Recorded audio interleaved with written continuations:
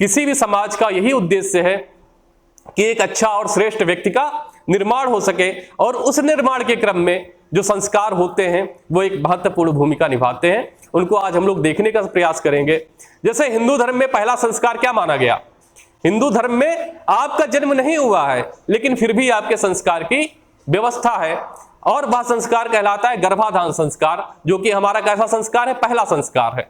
आप लोगों ने कभी महसूस किया होगा कि जो शक्तियां होती हैं वो कितनी प्रभावी होती हैं, यानी गुरुत्वाकर्षण की शक्ति, और इन्हीं शक्तियों के कारण संस्कार की व्यवस्था बनती है।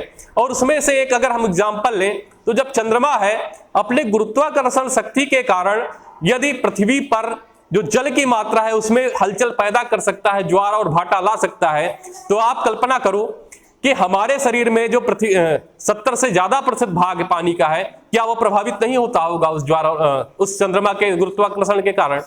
तो नक्षत्र हमारे जो है हमको प्रभावित करते हैं, और विशेष नक्षत्रों का प्रभाव समय विशेष पर हर बालक के लिए अलग अलग होता है, क्योंकि जैसे जिस समय के नक्षत्र होते हैं उस समय जो बालक जन्म लेता है तो उसका एक उस पर विशेष प्रभाव रहता है, क्योंकि चुंबकीय शक्तियां प्रभावित करती हैं। और उन शक्तियों से कैसे बचा जाए, उन पे और कैसे अच्छे से काम किया जाए, ये सब काम कौन करता है? ये सब काम करते हैं संस्कार। और संस्कार का मतलब ही है श्रेष्ठ, ऊर्जावान और बलशाली, साथ में आध्यात्मिक गुणों को विकसित करने का जो भी काम है वह संस्कार के माध्यम से किया जाता है। यह पहला संस्कार होता है गर्भाधान संस्कार, और यह गर्भाधान संस्कार व्यक्ति के जन्म के पूर्व किया जाता है, क्योंकि मैंने आपको बताया कि आपका जो शरीर है वो आपके पिता के शुक्र से और आपकी माता के रज से मिलकर के बना है।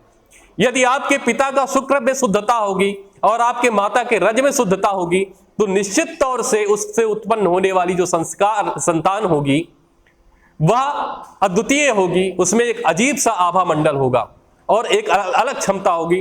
तो इसलिए हिंदू संस्कारों में कहा गया कि जो गर्भाधान संस्कार होता है वो 25 वर्ष के बाद, यानी विवाह के पश्चात संस्कार किया जाता है, और 25 वर्ष तक मां तथा पिता दोनों लोग क्या करते हैं? ब्रह्मचर्य का पालन करते हैं। और इसमें कुछ नियम बताए गए हैं कि आपका जो संतान की उत्पत्ति हो, गर्भाधान में बताया गया कि रात्रि के समय ऐसा होना चाहिए, और ऋतुचर्या के पश्चात लगभग 4-5 दिनों के पश्चात वो कार्य होगा तो एक अच्छी संतान के रूप में जाना जाएगा। तो इसमें विशेष रूप से कहा गया है कि 16 संस्कारों में पहला संस्कार गर्भाधान संस्कार है, और इसमें इसका उद्देश्य क्या होता है? श्रेष्ठ संतानोत्पत्ति। मैंने आपको बताया श्रेष्ठ संतानोत्पत्ति गर्भाधान का उद्देश्य होता है। और उत्तम संतति की इच्छा रखने वाले माता पिता को गर्भाधान से पूर्व अपने तन और मन की पवित्रता, यानी आपका तन तो पवित्र हो ही, साथ में मन में भी शुद्धता हो, मन में भी विचार हो। कहते हैं ना, मन के हारे हार है, मन के जीते जीत। यानी मन में अगर आपका शरीर कमजोर भी है लेकिन आपकी इच्छा शक्ति मजबूत है तो आप कोई से कोई बड़ा से बड़ा काम कर सकते हैं। तो आपका तन और मन दोनों की पवित्रता जरूरी है। बिना तन और मन के पवित्रता के गर्भाधान संस्कार नहीं करना चाहिए। अगला है, यदि कोई पुरुष शुक्र को विधवत पत्नी के गर्भ में नहीं रखता तो पराशर ने कहा कि वह ब्रह्म हत्या के बराबर होता है। यानी गर्भाधान इसलिए भी जरूरी है कि आप तो संतान के रूप में आ गए, लेकिन आपने अपनी संतति नहीं बढ़ाई। अब संतति नहीं बढ़ाओगे तो समाज नहीं खत्म हो जाएगा।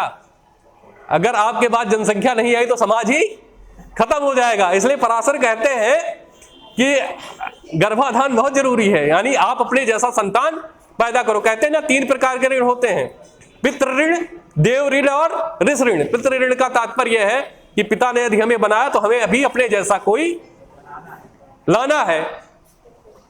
अगला है, इसका उद्देश्य निर्बल, कुरूप, विकलांग अथवा मरी हुई संतान होने से बचाना होता है। तो इस प्रकार से गर्भाधान संस्कार है।